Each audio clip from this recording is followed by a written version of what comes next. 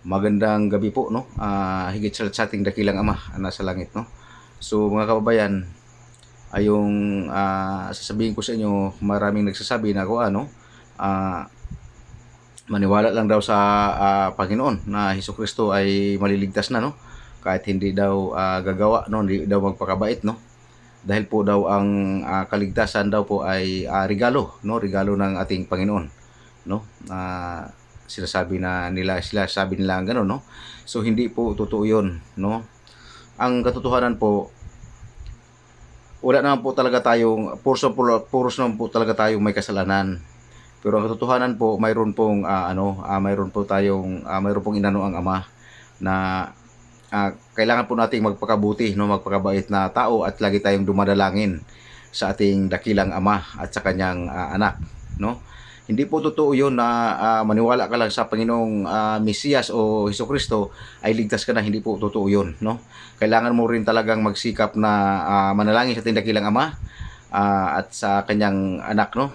Sa Panginoong Hesukristo o si Mesiyas, no? So ganun po ang katotohanan, kailangan po natin dumalangin yan. Dumalangin din po tayo sa banal na espiritu, no? Yung espiritu ng dakila nating Ama. Dumalangin din po tayo doon. Dahil po mga kabayan, ang ang kaligtasan po talaga ay pag napasa yung banal na espiritu ng Diyos Ama. Kung nasa puso mo yan, nandyan sa puso mo yung Ama, nandyan sa puso mo yung Panginoong Emmanuel Mesiyas, dakila nating tagapagligtas, at sa ang banal na espiritu ng Diyos Ama, kung nasa puso mo yan, maliligtas ka po talaga. Alam niyo po ba kung bakit? Na pinagsisikapan ko po na mapasa inyo po yan, no? Pagsisikapan po natin, mapasa atin po lahat, sa atin lahat ng tao sa mundong ito upang maligtas po tayo, no? Mapasa atin yung sa ating puso yung dakilang Ama at saka ang Panginoong Emmanuel Mesiyas, dakila tagapagligtas, dakila nating tagapagligtas at sa ang banal na espiritu ng Diyos Ama. Bakit po, no? Upang unawaan po ninyo ang nagdala po ng kontrol sa ating pagkatao, no? Hindi tayo basta-basta makapagsalita ng hindi maganda sa ating kapwa daw pag nasa atin po ang banal na espiritu ng dakilang Diyos Ama, no? Hindi po tayo basta-basta makapanakit ng salita sa ating mga kapwa tao, no? Kasi yan ang guide po natin, no? Ayun ang gabay natin tungo sa ikabubuti, yung banal na espiritu ng dakila nating Ama. Yun po ang katotohanan, diyan po tayo maliligtas, no? Alam niyo po kung bakit? Kasi po diyan na po papasok yung pag-ibig, dahil po ang kaligtasan po sa mundong ito ay pag-ibig po, no? Nakalagay naman po yan talaga, no? Sinasabi ng Ama talaga yan na ang kaligtasan po ay pag-ibig lang po, no? Higit sa lahat ay ibigin mo, no? Ibigin natin ating dakilang Diyos Ama, no? Nasa langit, at ibigin natin ang ating kapwa tao. Yun po talaga ang kaligtasan, wala na pong iba. Sa pag-ibig mga kababayan, ako sasabihin ko sa inyo, saklaw ang buong dito. Buong kautusan, wala na pong, di na kailangan ng Bible po dito sa katotohanan sa pag-ibig. Kasi ito lang po ang kaligtasan, no? Pag sinabing ibigin mo ng higit sa ang dakila na ating Diyos Ama at ibigin mo, no, ang kapwa mo tao, ligtas ka po rito. Bakit?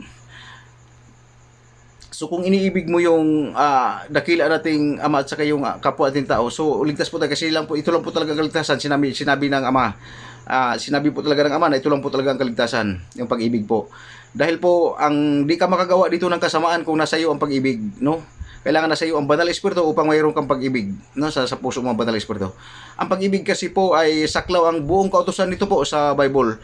Paano mo? Isasabi ko nga po sa inyo, no, nasa nakaraan, na paano mo magawa ng kasamaan, no, ng kapwa mo tao na iniibig mo siya, no? Pag-ibig nga, ang pag-ibig po talaga ang kaligtasan sa buong mundo. Patandaan po niyo 'yan, no? Paano mo siya gawa ng kasamaan? Paano mo siya itisismis? Paano ang pag-ibig po talaga, pag-ibig, wala ka pong rito, wala ka pong takas dito, wala pong takas na kautusan dito na makatakas, wala po sa pag-ibig. Kaya sasabihin ko po sa inyo, importante po, importante po, ulitin ko po sa inyo, importante po sa atin, na sa ating puso, yung ating dakilang Ama, nasa ating puso, ating Panginoong Emmanuel Mesiyas, dakila nating tagapagligtas, at nasa ating puso ang banal na espiritu ng Diyos Ama. Bakit? Yan po ang guide natin na makagawa tayo ng mabuti tungo sa kaligtasan. Ayan po ang katotohanan. Dahil po pag nasa iyo yan po, puro pag-ibig po talaga ang nasa puso mo, no? Hindi ka talagang puro pag-ibig po, no? Hindi ka mahilig kung di ka na talaga mahilig makinig ng hindi maganda, no? Yan po ang katotohanan. Sabihin ko po sa inyo, ang pag-ibig po tandaan po ninyo, hindi po yung totoo yung maniwala ka lang sa ating Panginoong Emmanuel, no? Mesiyas ay ligtas na tayo, no? Hindi po totoo yun. Hindi po totoo yung sinasabi po niyo dahil po ang ibang sinasabi ng Ama, ibigin mo ibigin mo ang Diyos Ama higit sa lahat at ibigin mo ang kapwa mo tao. Paano mo maibig yung Ama kung paano mo sabihin mong iniibig mo yung Ama? Yung ang kapwa mo tao hindi mo maibig. Ika-isa kang sinungaling dito po, no? Pag ganun ka, no? Hindi po katotohanan yung sasabing maniwala ka lang sa Panginoong Emmanuel Mesiyas, ligtas ka na, hindi po totoo yun. Ayun po ang katotohanan. Kailangan kumpleto po kayo rito upang magkaroon kayo ng pag-ibig. Ang dakilang Diyos Ama sa puso at ang Panginoong Emmanuel Mesiyas, dakila na tayong tagapagligtas at ang banal na Espiritu. Yun po talaga, kailangan tatlo yan na nasa inyong puso po yan. So, ganun po ang kaligtasan. So, ganyan lang